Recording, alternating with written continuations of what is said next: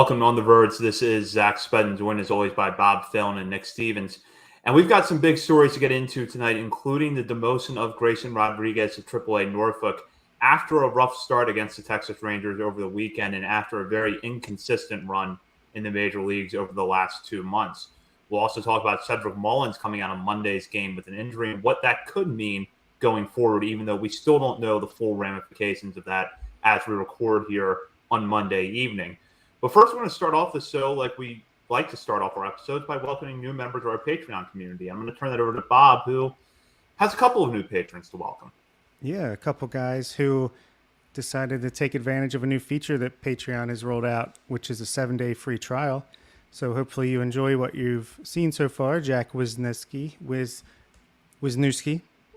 I try to get these right, and Thomas Carroll. Welcome aboard. Hopefully you like it and you stick around and we see your name pop up more and more. Absolutely. So we'll go now to what has been the big story in Birdland over the last few days, which is the demotion of Grayson Rodriguez down to AAA Norfolk. This move came after Rodriguez was shelled by the Rangers on Friday night, giving up 9 runs, 8 of them earned in 3 1/3 innings pitched, in a loss that ultimately saw the Orioles drop that contest 12-2. Rodriguez did strike out 6 batters in that game, but also walked 3 and surrendered a trio of home runs. Rodriguez had 10 starts in the major leagues before the demotion, posted a 7.35 ERA with 56 strikeouts and 45 1/3 innings pitched against 21 walks. At various points, Rodriguez showed elite stuff, and we saw that in several of his starts, including one outing recently against Toronto. However, these results made the Orioles decide to send Rodriguez back to Norfolk in hopes that he can settle into a more productive, more consistent stretch, get his confidence back up. So, Nick, I'm going to start with you here. First off, were you surprised by this move at all? And what do you think this means for his development? I was a little surprised, to be completely honest, at first. But then this is why I like that we don't immediately jump on and give the hot takes, get to think about it for a minute. And I just think, first and foremost, like, he's still Grayson Rodriguez. Like, he is the same guy who we watched dominate through the minor leagues the last couple of years. And my opinion about his future outlook has not changed. And I think most sensible fans out there express that same opinion over the last couple of days, because I've seen some awful takes. We'll just leave it at that. But it is frustrating because this team is playing so well, and we've been waiting to see Grayson in the big leagues since early last year, before that injury happened, and we all knew he was just a start or two away from reaching the big leagues. And when you look down the road at like a playoff race this year and potentially a deep playoff run, I think one of the bigger concerns with this roster is the pitching staff. And now to see our top pitching prospect go back down to AAA because this past month has been especially brutally rough for him. I'm fine with the decision right now to send him back to Norfolk. Just work through those issues. Like, this team just came out of a stretch of games where they took down New York in New York, 2 out of 3 against the Yankees, in which Garrett Cole and Nestor Cortez pitched. You still won 2 out of 3 in that series. You swept the Jays. You've got to put this team in the best position to win every single night. And just right now, Grayson wasn't doing that. And, so I think we know he's got the stuff. You touched on that. He's got the fastball. He can hum it in there at 99 miles an hour, but everybody can hit 99. So you've got to hit your spots. The changeup is a weapon. We saw that. The strikeouts were there. He was striking out more than 11 per 9 guys still. The whiffs were there, but maybe just taking him out of that big league situation, take him away for a little bit, send him back down with Justin Ramsey. We know he's got a great relationship with Justin Ramsey. They've worked their way all the way up through this system together. Let him have a stretch of dominant starts against AAA competition to regain the confidence, smooth out the kinks, and, come back with a clear head. Yeah, I actually think Connor Newcomb of Locked on Orioles had an episode a couple days ago, and he nailed it on the head. I thought he had a great take on that, where it seemed like Grayson, he would just, if he couldn't find a command of an off-speed pitch, the next pitch was going to be fastball no matter what, just to try to, out of frustration, get a strike. And like Connor said, no matter what, maybe in AAA you can get away with that. In the big leagues, if they're sitting dead red fastball and they get it, they're probably not going to miss more times than not. He's given up, 13 home runs in his short major league time. Maybe there was a reason he was starting in the minor leagues, maybe because they they kind of knew that this was an issue, but the stuff was so good. Stuff was so good that they hoped he would figure it out on the fly at the major league level. And yeah, you saw Taj Bradley come up for the Rays, have some flashes of brilliance, and then get sent back down to work on something. He's back up. This is not the end of the world.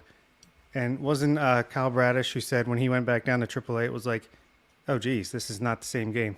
And that's when he really realized like how different the major leagues was and how far he had come along since getting there. So I'm sure Grayson, the stuff, it was still good, even though he was getting hit around. You can see the stuff. It's just about command, pitch selection, consistency, and he'll find it and he'll be back and he'll be a weapon for us in the future. Just bad timing, especially with Mullins going down today too. Yeah, I agree with you both. And I want to touch on some comments from Brandon Hyde, who talked specifically about Rodriguez's fastball command. These quotes have been making the rounds over the Orioles media over the last few days, but I'm quoting from Hayes Gardner over the Baltimore Sun. And Hyde, talking about Grayson Rodriguez, said, Grayson's got huge stuff and throws really hard and flashes good secondary, but it's tough to pitch in this league if you don't have really good fastball command as a starter. He went on to say, you got to be able to work both sides of the plate. You got to be able to put a guy away with 2 strikes. You got to be able to go deep in the game. Those are all things that all starting pitchers have to do, and the good ones do it consistently for a long time and get paid a lot of money because of it.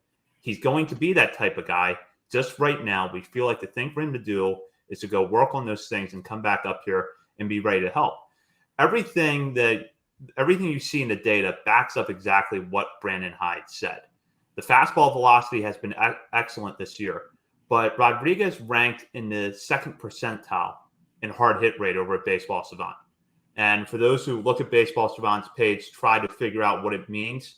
If you see blue under a statistic, that's a bad sign. And Rodriguez pulling up some blues under hard hit rate, average exit velocity, expected batting average, expected slugging percentage, and barrel percentage. All of those numbers are pretty bad for him. Hitters were really teeing off the fastball. And Bob, I agree with you. I think that part of the problem was that he couldn't find a consistent rhythm with his secondaries. And hitters know that if he's not getting the results he wants from the changeup or his curveball, he's going to come back with the fastball. And I think as much as this is about being able to get it in the strike zone, it's also about not putting it in the spot in the strike zone where hitters are going to punish your mistakes. That's going to happen a lot more in the major leagues than it happens at AAA. So that's something he's really going to have to work on, is putting the fastball in a spot where he's going to get the strikes, he's going to get the lifts that he needs, but hitters aren't going to be able to punish it, and then he's going to be able to come back with that secondary and get the put-away pitch that he has struggled to find over the first 2 months in the major leagues. Yeah, and Vivek has a good point here. We've seen this with Kramer and Bradish before. You can bounce back. You maybe just given a chance to breathe and not worry about, oh my God, if I have another bad start, what's this going to mean for me? I mean, I don't know how it's affecting Grayson particularly mentally, but I mean, has to be, at least for me, I'd be like freaking out, like, oh man, I got to be close to a demotion, or I'm supposed to be the best pitching prospect, blah, blah, blah, blah. But yeah, like we saw with Kramer, he was terrible in 2021, came back 2022, whole new pitcher. Bradish, we saw the phantom. We think it's a phantom. There's no confirmation of that injury last year after about 10 starts, which is what Grayson had. Terrible before that, great after that. So maybe just a mental reset will help. And when he comes back up, he'll feel like he's starting from zero and doesn't have to worry about what's happened in the past. He can worry about what's right in front of him. I was trying to go back and look at that last start. I can't remember if it was the first or second home run he gave up. And I think it was 98, 99 right down the center. And as soon as the ball left his hand, I'm sitting there watching this game. I'm like, saying words that I'm not going to say on the podcast to keep it clean. You just knew. And like, if I can sit there on my couch eating ice cream, knowing that ball's gone as soon as it leaves his hand, these major league hitters are, exactly what they're seeing against him. And you talk about Kyle Bradish, like I actually pulled up the numbers because I did want to bring that exact example here because, it's easy to talk like, Corbin Burns sucked before he became, this Cy Young worthy pitcher and all this stuff and all these other examples. Vivek throwing Mitch Keller there in the chat as well. Like those are all great examples. these other guys, pitchers struggling, sometimes taking 2, 3, 4 years before they figure it out.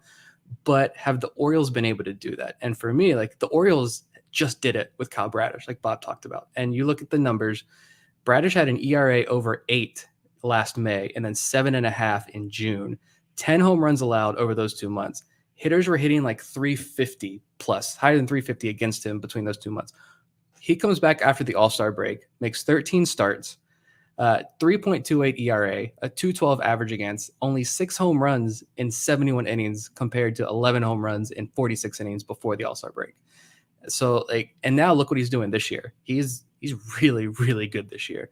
I just think if I see the Orioles do that with their own top pitching prospect, Bradish was number 3 pitching prospect in the system. If the Orioles can do that with Bradish, Grayson's stuff, I love Bradish. I have loved him from the start. I think he's going to be a mainstay in this rotation for the next couple of years. If they can do that with Bradish, I have a lot of confidence that they can do that with Rodriguez because the stuff is better. You talk about his mentality. We don't know exactly what it is right now, but we do know what he's like on the mound. We all see that, how visibly animated he gets out there on the mound. I don't think anyone else on this planet wants it more than he does at this point. And I think he's going to show us all when he gets back down to Norfolk. I have a lot of confidence in Grayson Rodriguez still. Yeah, me too. And it's funny that Vivek flashes this on the comments. Kyle Bradish, first 10 starts, 7.38 ERA. Grayson Rodriguez just finished his 10th start in the Major League, 7.35 ERA. So pretty good parallel there.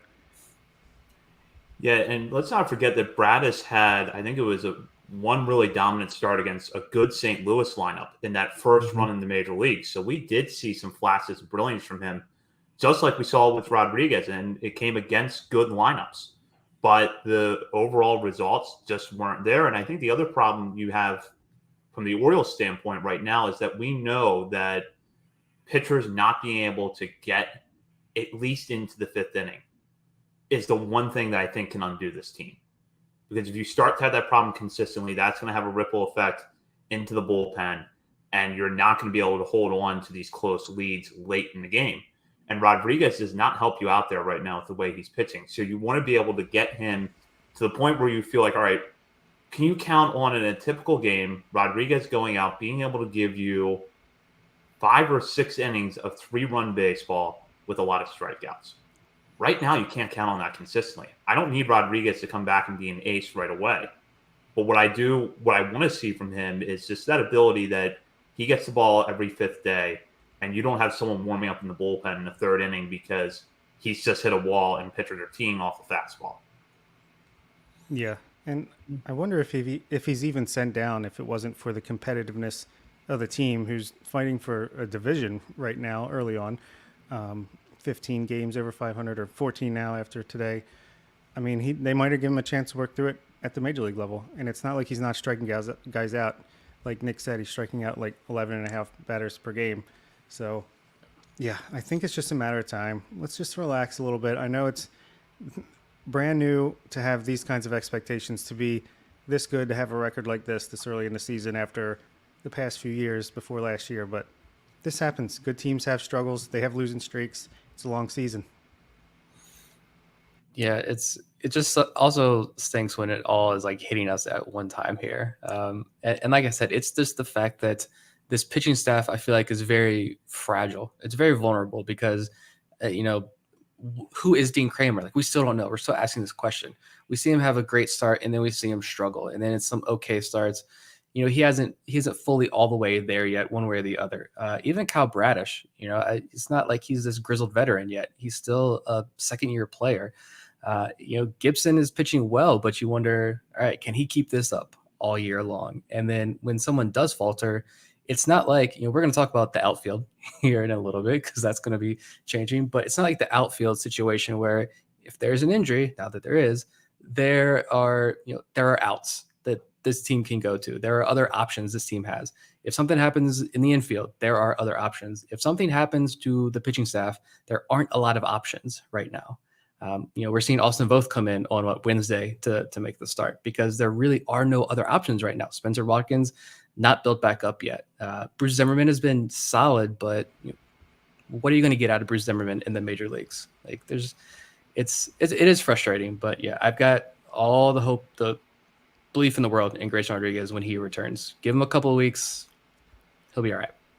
And Cole Irvin was just sent down. I think it would be 10 days. So he'd have to wait probably till whatever the next start would be that Voth is taking on Wednesday. And Spencer Watkins just coming back from an injury. So, yeah, it's a little bit. DL Hall's certainly not in that frame of mind right now, I don't think, for this team.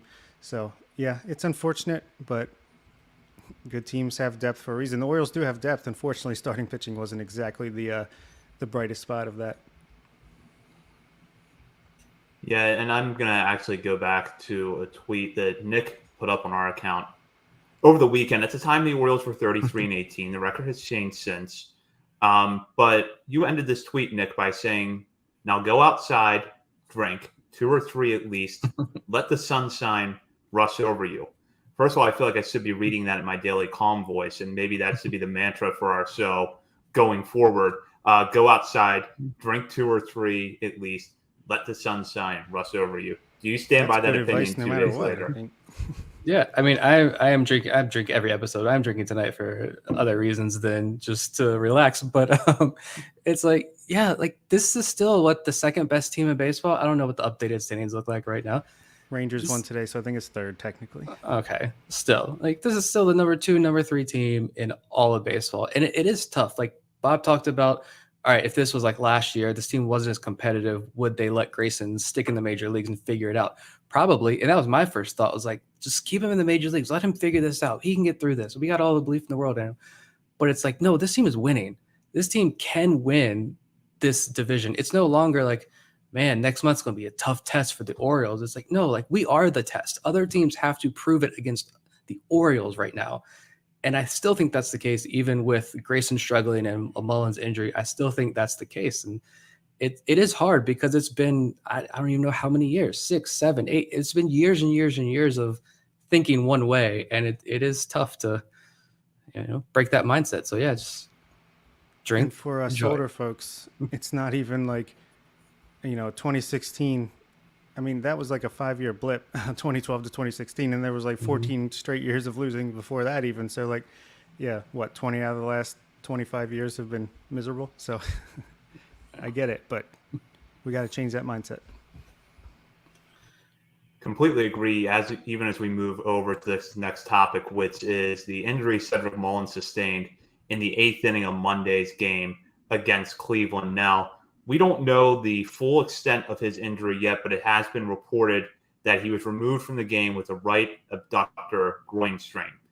What that means for right now is that we can probably expect that Mullins is going to have an IL stint. We don't know exactly how long that's going to last just yet. You hope it's a Ramon Urias type situation where first glance things didn't look great, but he's only out a few weeks. He's able to have a quick rehab assignment in the minor leagues and get back.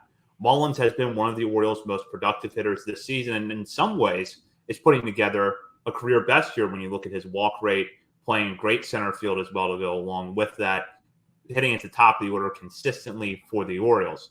Now, there's also another complication here, which is that if this had happened a couple of weeks ago, we would be talking right now about maybe Colton Cowser getting that shot, because Cowser is the everyday center fielder at Norfolk. He leads off. We expect to see him in the major leagues this year anyways. But Cowser is actually on the IL right now. We're expecting him back soon, but even if Cowser is back in the lineup by Tuesday night, probably not the immediate replacement for Cedric Mullins. So, Bob, I'll start with you in this segment. Just kind of step back for a minute and talk about maybe what Mullins' injury or how long it could last would mean to the Orioles and how you see them solving the center field issue for the time being. It's hard to sugarcoat this one because I feel like outside of Adley Rutschman, Cedric Mullins is like the last guy you want to see go down right now. He's bounced back from last year's quote-unquote disappointing. It was still a great year overall for a center fielder, but he was getting closer to that 2021 season where he was, and honestly, in a lot of ways, I feel like he was better this year just from the walk and strikeout rate perspective, but it's just tough to see a team leader, a guy who plays shutdown defense in center field, an important position, great offensively between leadoff and a little bit lower sometimes against lefties. But yeah, if Colton Cowser was healthy, it'd be like, okay, at least we have a top prospect who can come up, play decent defense, get on base. Maybe he doesn't, start his career off great because not a lot of people do, but at least you'd have a little bit of something to watch other than Ryan McKenna and maybe Taron Vavra run out there in center field every day. But yeah, it hurts, and it doesn't help that the injury situation in AAA does not bring much relief either.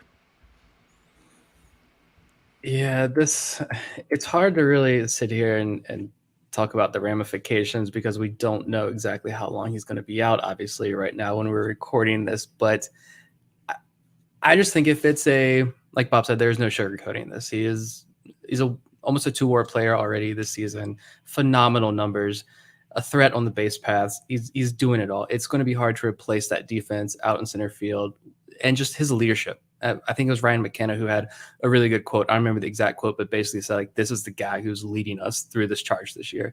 There is no replacing Cedric Mullins, but I'm going to continue to remain a bit positive here and just say that because I've touched on this and a few other topics that we've done in recent episodes and in some mailbag questions that I've gotten, the Orioles have the depth here. If it's short term, like hoping, just being positive here and thinking, all right, he's going to be back in a couple of weeks. The Orioles can piecemeal this thing together to stay afloat where, yeah, you're going to see an impact without Mullins in this lineup, but it's not going to be as devastating of a blow as 2-3 years ago it would have been to lose one of your top hitters in this lineup. I just think, yeah, you can bring up Joey Ortiz and have Frazier, Vavra work the corner outfield spots. Maybe you don't want Austin Hayes out there in center field every day. You don't want McKenna's bat in the lineup every day, but you can piecemeal it together here. I also think, hopefully, I don't know. I don't know Stauer's timeline and how he could play a role in all of this, when he's going to be back or not. But I just think you do have options like Daz Cameron is there. He is a much better option than some of the other guys the Orioles have had down in AAA last year. I mean, Daz Cameron is playing. I'm not saying Daz Cameron is going to sit here and replace Cedric Mullins. I'm not saying that at all. But if it's a short-term situation, maybe the Orioles want to say, hey, we're not going to bring up Colton Cowser yet because he's just coming off an injury. Michael Ash just said he needs more time in AAA anyway. And now he's missed a week or two. You're not going to bring him up instantly. Maybe you give that 40-man spot to Daz Cameron and say, look, we're going to have to risk it when we ultimately DFA him in a couple of weeks when Mullins returns.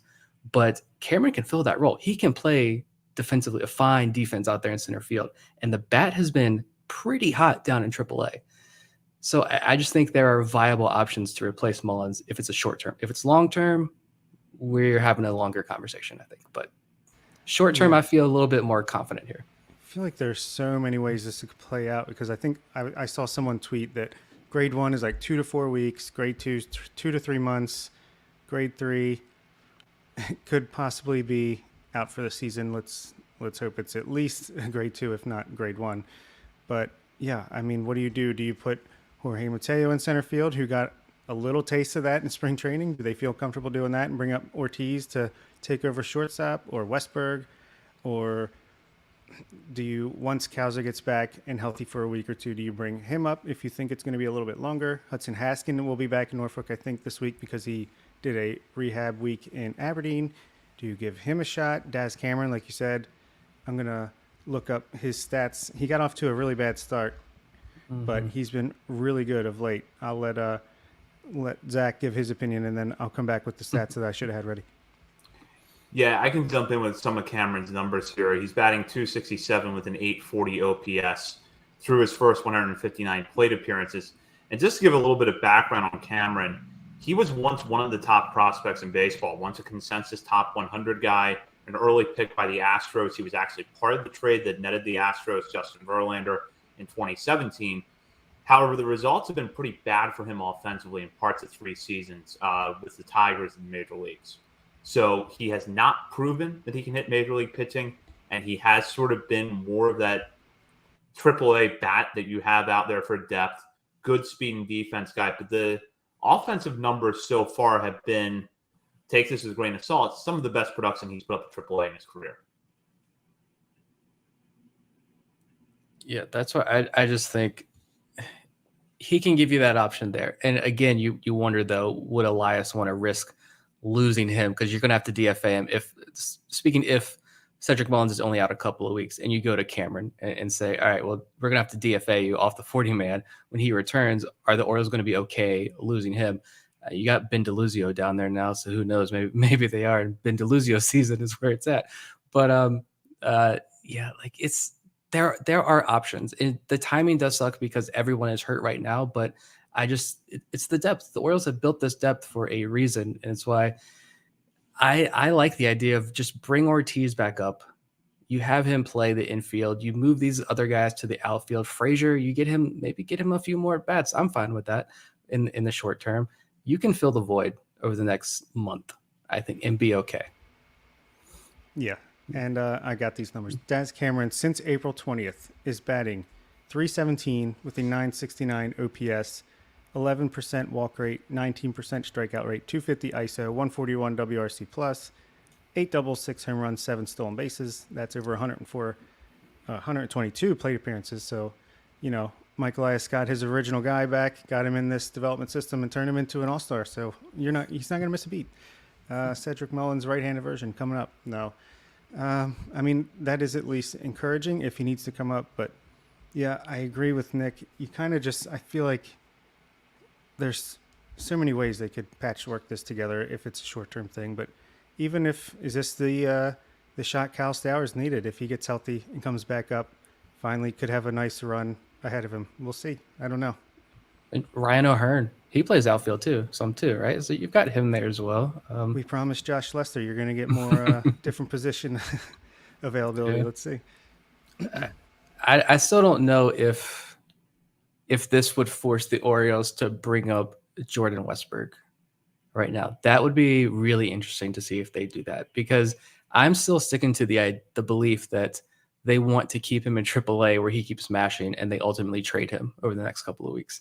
And I know Bob's kind of thrown that idea out. Does keeping him off the 40-man in AAA increase that value a little bit more for him? I think that could be true.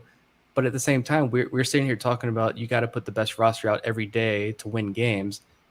If Westberg's that better option, then I think you got to make the move right now. So. Yeah, and I was even saying before today's game, before this injury, that I would love to see Westberg come up and take either O'Hearn or Vavr's spot. And I still am a big fan of Vavra and like what he does, but just with the current construction of this roster, with Gunnar seeming to sit against tough lefties, at least most lefties, maybe you bring up Westberg and you just play him between third base, second base, and DH against all left-handed starters, and maybe once a week against a righty. It won't be every day at bats, but if you could get him in there, like I said to our patrons, if you look at his promotion history, I swear he struggles mightily every single time he's promoted. When he was mashing in Delmarva, he went to Aberdeen, struggled, and then adjusted. Same when he went to Bowie, same when he went to Norfolk. So I'm expecting him to struggle, as everyone does anyway, when he gets to the majors. So why not make it a little bit easier, give him that platoon advantage a couple times a week, and let him ease in that way a little bit. But now that this injury kind of throws a wrinkle into things. So I don't know what you guys think about that. I just pulled up Westberg splits because I did like that idea. Like, that's perfect. This is a way to ease him into this. You get all these guys in the lineup. Don't tell me he struggles against lefties. Oh, yeah. Lefties, he's only hitting 250 with a 712 OPS. Righties, he's hitting 329 with a 1056 OPS. He's not striking out a ton against lefties, though. So, but yeah, there's definitely some varied numbers there between lefties, righties. Hey, so does Ramon Arias, and they keep starting him against lefties too. So I'm just thinking in Brandon Hyde's wavelength. Okay. My gut instinct with Westberg is that this is going to depend on how long Mullins is out. If Mullins is out, I would say any less than a month. I don't think we see Westberg because you've already got Ortiz on the 40-man roster. It would be easier, and Nick brings up a valid point. You do risk losing Daz Cameron if you DFA him, and I think you certainly will lose him if he's even, replacement level production at the major leagues. But I still don't know that they would add Westberg to the 40-man roster for part-time play for a month and then send him back down when they can leave him at AAA, let him get the regular bats, and you already have Joey Ortiz on the 40-man roster. And one thing that I feel like Ortiz, at least from what we have seen so far, I don't feel like he's struggling to catch up on defense at the major league level. So even on nights where he goes 0 for 4, he's probably going to give you a pretty good game at second base or shortstop. Whereas I just don't know. Westburg's not a defensive, doesn't grade that high defensively, or at least as high as Ortiz. So you've got to figure out, okay, what if Westburg comes up and goes 2 for his first 20? What is that going to do to your lineup? It's true. And that's why, like Red said on YouTube, if Mateo could play the position, that would be almost perfect, because you could bring Ortiz up to play shortstop next to Gunnar.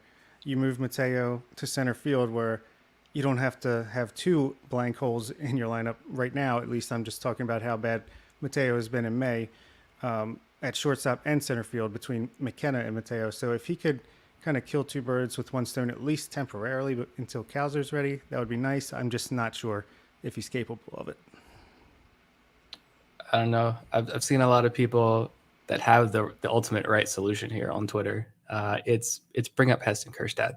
It's Heston Kjerstad time. It completely solves the whole situation, guys. Yeah, we do need a Ryan Mountcastle replacement, so that makes sense. Oh, man. I can only imagine how that would go after the first week. Why is Kjerstad not in center field? Why do you go 1 for 10 in 2 games? Yeah, we're joking now until tomorrow we find out Cedric Mullins is done for the year, and then we're not laughing as much. But if it is a longer situation though, like, then what do you do? I mean, do you go out and trade for somebody? We got a lot of questions I know recently about, it's pitching. Who are you trading for? Who are the targets? And now I think more questions are kind of creeping in, like, well, do the Orioles buy the bat instead? Because the pitching is iffy. Like, we don't really know who the sellers are going to be right now. And some of the big targets are, I don't know. Do you really want to go get Shane Bieber? I don't know. Instead, do you continue to bolster the lineup? Well, now, if Mullins is out for the year, do you see this team get more aggressive in trading for an outfielder? I could see that situation play out as well. But I could see it. I'm just not sure who's available. But, yeah, I don't know. Yeah, I mean, I kind of think that Gunnar Henderson's going to be that big bat addition, middle of the order guy. I just think he's going to get better and better as the year goes on. So I don't think that's going to be quite as evident as we go on this season. And Mountcastle's not going to have a OPS right around 700 all year. I don't know. I don't think the bat is as important, because I feel like 1 through 9 is at least an average major league hitter on the team. So sure, you don't have like a Paul Goldschmidt, certified 3-4 hitter who's just going to do ton of damage guaranteed, but I don't think the offense is as big of an issue as a lot of people seem to. Yeah, we're slumping right now, but I think we're still like top 7 to 12 in most categories offensively in the majors. So I don't know. Yeah. It's interesting. I'm thinking back to the last Major League mailbag I did. It was just a couple of weeks ago. I actually got a question about that, whether or not the Orioles might pursue something other than pitching depth at the deadline. And I brought up the idea then that maybe they go out and get kind of a defensive-minded corner outfielder who could play left field at Camden Yards and allow them to move Hayes over to right, at least on a part-time basis. And the name that I brought up then was Ramon Laureano. Now, I don't think Laureano solves a lot of issues if you're looking at Mullins out for the year. He doesn't replace Mullins, but he could still be that guy that, if you need to take it a little slow with Mullins down the stretch, just to make sure that he stays healthy, he could probably play center field 1 or 2 nights a week, or he could play left field so someone else can play center.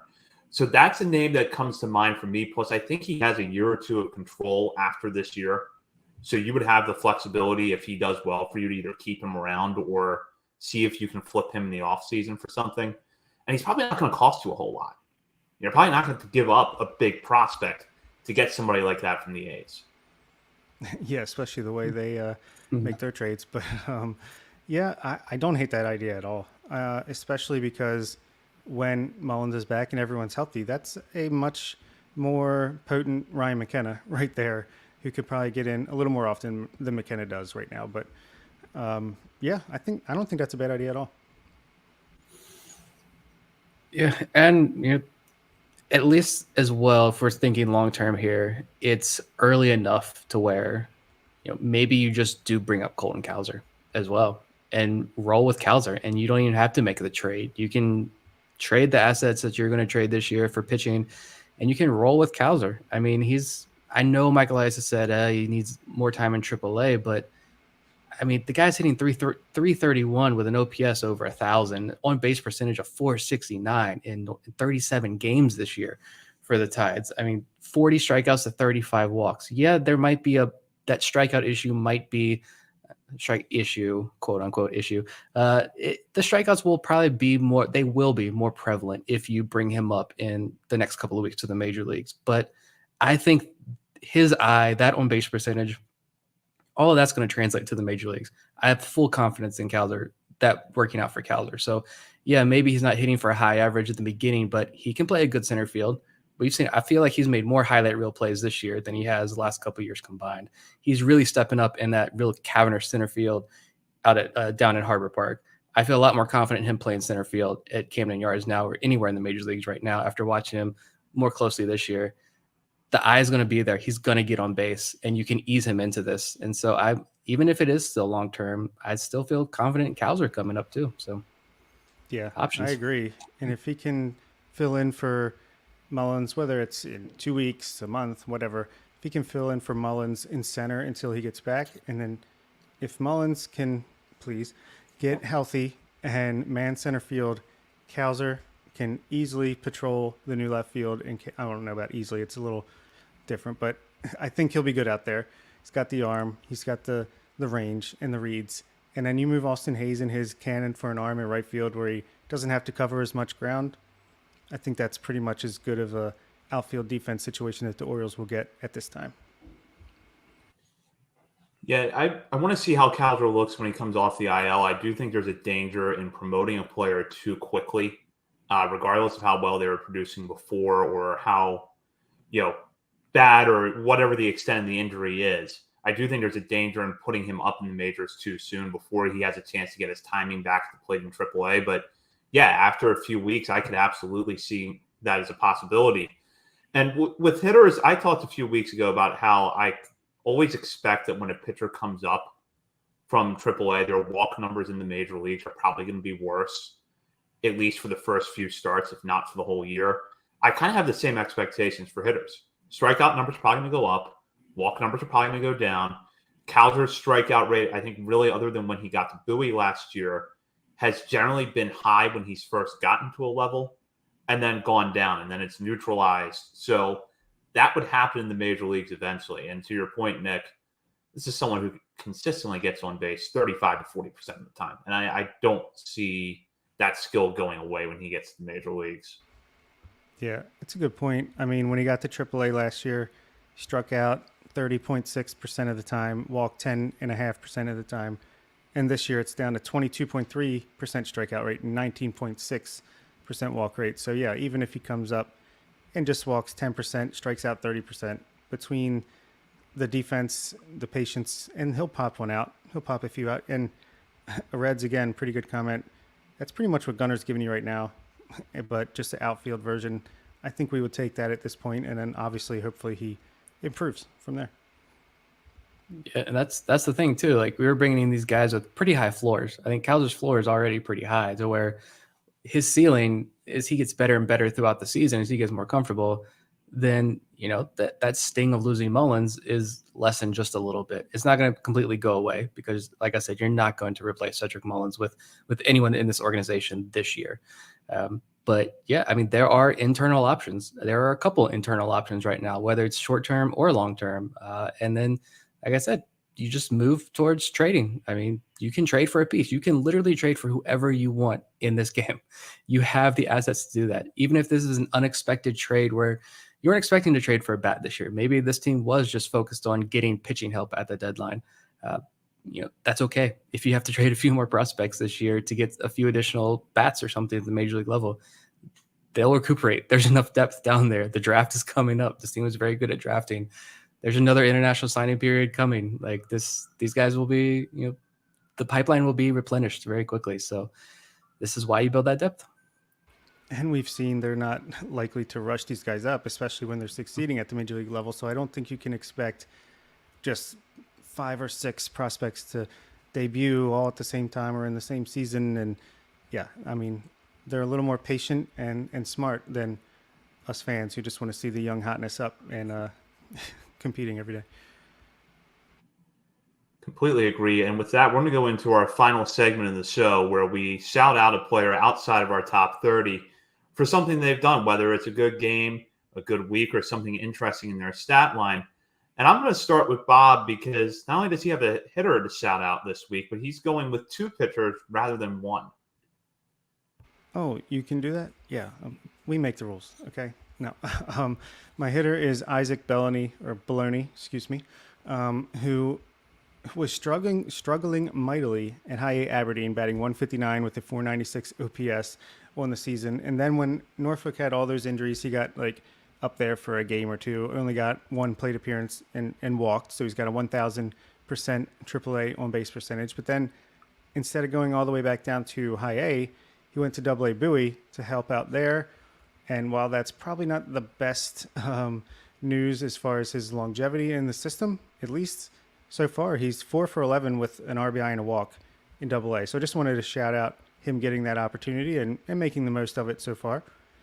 And then pitcher-wise, yeah, I did want to shout 2 guys out because there's so much quality pitching depth right now in this organization, top to bottom. And Alfred Vega, who was a minor league Rule 5 pick, who at least I was hyped about, and I know Vivek and some other patrons were too, did not get off to the best start. In fact, it looked dreadful. And I just wanted to say that he's got 3 straight scoreless appearances. 4 out of his last 5 appearances have been scoreless. His last 12 innings, 0 runs allowed, only 6 strikeouts, but no walks. So maybe he's getting it together. And then we talk about Keegan Gillis a lot when it comes to Aberdeen Ironbird relief pitchers.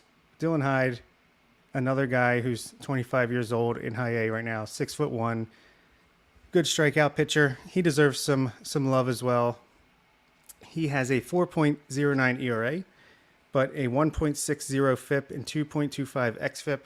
He has struck out 23 batters in just 11 innings with 7 walks. That's 18.82 strikeouts per 9. If you think that's not sustainable, well, he struck out 19.06 last year in high A in his brief taste there. So that's like Felix Bautista levels. So between him and Gillis, Aberdeen relievers are doing pretty well. Like all those guys, especially good to see Vega because, yeah, I was thinking he's going to be out of the organization by June 1st, but instead he's rolling now. I'm going with another old guy in Norfolk this week for my bats, Joseph Rosa. Some people, if you're still listening at this point in the show, you probably never heard of him up to this point because he was just signed last week by the Orioles. He's 26, so he's not actually old, but signed last week. You know, the Orioles added with that Glendening guy. They traded for him. They signing Ben DeLuzio, the outfielder, and then Joseph Rosa because, again, all the injuries just piling up in the minor leagues as well. But Rosa hadn't played an affiliated ball since 2021 with the Mariners, I believe it was. And then he was never a power hitter his entire career. Goes to the Atlantic League, hits 21 home runs. And he's playing in Mexico this year, gets signed by the Orioles, plays in 5 games with AAA Norfolk last week, and hit 381. 5 of his hits, 8 hits were doubles, even OPS 1000 on the week. So yeah, I just thought it was awesome to see somebody who probably thought his chances with a major league affiliate were probably done, and he gets a huge week in AAA and maybe shows other teams that he can still cut it and maybe gets an opportunity elsewhere when the Orioles probably eventually cut him. But my pitcher, I don't know if I went with Kyle Verbitsky last week or not, or if someone else did. If we did, we missed him because Kyle Verbitsky is hot now. I think all 3 of us agreed. We probably did highlight him, but I'm going to do it again. I think all 3 of us kind of agreed that we expected Verbitsky. Again, if you don't remember, he was the second piece in the Cole Irvin trade for Dale Hernandez with Oakland, but kind of expecting he goes to high A and kind of dominate for a couple of weeks and then be like, all right, why is he still pitching in high A? Get promoted to Double A where we can really see what he's like. But like Alfred Vega down in Delmarva, Verbitsky was getting lit up in Aberdeen. But now he walked, or his last outing last week, 4 innings, 4 shutout innings, 4 strikeouts, 1 walk. And his outing before that was 4 shutout innings, no walks, 6 strikeouts. So shout out to Kyle Verbitsky, and hopefully this is the start of a good run for him.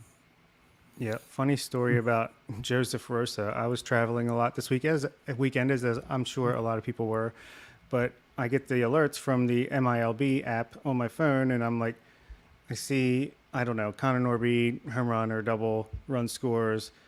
Alert like 2 seconds later, Joseph Rosa. I was like, oh, inning must have changed already. Okay, that's weird. And then the next thing I know, Jordan Westberg, RBI double. I'm like, who is Joseph Rosa? And then that's when I figured out. I went to our Twitter, shout out to our Twitter, Nick, and was like, oh, we signed this guy. Okay, cool. He's contributing right away. Love it. Good choices all around. I'm going to go on a similar theme with the pitcher. My guy is Peter Van Loon. Van Loon has gotten off to a slow start overall at Bowie, but last week at Akron put together what has by far been his best outing in the season. 4 shutout innings, just 1 hit, struck out 6, and walked 2. Van Loon so far this year has uncharacteristically struggled, and part of the problem for him has been that his ground ball rate is way down from previous levels, down to 26.5% after a 41.3% clip last year. And most of that has gone towards a higher line drive rate. He's also walked almost 6 batters per 9 innings this year, yet he struck out nearly 13 batters per 9 and has a 3.84 xFIP compared to his 5.79 ERA. So perhaps some encouraging underlying numbers so that Van Loon eventually is going to get back to a more productive pace at Bowie. And hopefully last week is what sets the course for that. And then for my hitter, I'm going to shout out Angel Tejada, who had an excellent series for Delmarva against Lynchburg. In 6 games, he went 5 for 15 with a home run, 5 RBIs, 3 walks to 3 strikeouts. For those that don't know, Tejada is a 19-year-old infielder that the Orioles signed out of the Dominican Republic back in 2021. He was at the FCL last year and batted 281 with a 786 OPS in 30 games. Now, so far this year at Delmarva, he's off to a little bit slower start, still hitting this 217 with a 671 OPS through his first 20 games of the Shorebirds, but certainly had a great week last week, a young guy. Hopefully this is a springboard for him to have success at the plate this season. Like it. I want to shout out one more guy to close before we close out. That's he not is allowed. well, he's also definitely on our top 30 list. He's very high on our top 30 list, but Kobe Mayo is having the breakout that we kind of said or we're hoping that he was going to have this year. And I know we didn't talk about him this week, but this guy now, he's still 21, right? Yeah. Till December. That's right. Yeah, December baby. Shout out December babies. Still 21 years old in AA. He is hitting 272 with a 390 on base percentage and a 146 WRC plus. He has a 13.7% walk rate. It was 9.5% in high A last year and 8% in AA last year. Strikeout rate's only 25%. He is mashing. I don't think he hit a ball under like 115 miles an hour last week. That's an exaggeration, but those home runs he's hitting now are literal moonshots out to left field. Shout out to Kobe Mayo because I think, and he's a top 100 prospect on MLB Pipeline. Yeah, the breakout's here for Kobe Mayo, and I think the noise around him is going to get a lot louder over the next couple of weeks. Yeah, I completely agree. It's going very underappreciated what he's doing right now in AA, just because his age, and I guess because he's playing with Heston Kjerstad, which is a huge story of its own, and Cesar Prieto was like one of the hottest hitters in baseball for a 2 or 3 week stretch, and the team's losing so much. I guess it's hard to really, make too much noise about it, but we should be. He's hitting more home runs now. He's got a ton of doubles. The walks are really what is the most impressive to me, because that's when the heat started coming up with Gunnar. Was like, oh, the walk rate. Oh, it's no, the swing decisions. Okay, you get the walk rate up. You're swinging at better pitches. When you do make contact, it's going to go way more damage. Just like even Austin Hayes, that's why Austin Hayes is having such a good year. I saw something that he's just swinging at less bad pitches, and so when he does, he's even swinging and missing more this year. But just because he's swinging at more pitches that are better for him to hit when he makes contact, you do more damage. So yeah, Kobe Mayo, shout out, and spoiler alert, he's creeping up closer to the top of our top 30 list for sure. Absolutely. He has, I think, done everything you could ask of him and more so far this year. And Speaking of Kobe Mayo, we got a little bonus coming up in a few minutes here for our patrons. We're going to have our countdown of our top 50 prospects for the month of June. If you're a patron, you'll be able to listen to that or watch that shortly. And if you haven't signed up yet, go ahead and sign up now. Take advantage of your 7-day free trial. Get in for this bonus episode. We're going to spend about 25, 30 minutes looking at our top 50, talking about some of these changes. So you have that to look forward to. If you missed that, we will be back on the air next week at our regular time. Hopefully, it was a lot of good news to talk about. In the meantime, check us out on Twitter at BSL and the Verge, and also head over to BaltimoreSportsAndLife.com where you can check out the latest coverage on the Orioles, Ravens, college sports, and more. And while you're there, be sure to hop on the message board and join the discussion with fellow readers of the site, as well as contributors to BSL. For Bob Phelan and Nick Stevens, this is Zach Swedden. You've been listening to On the Verge.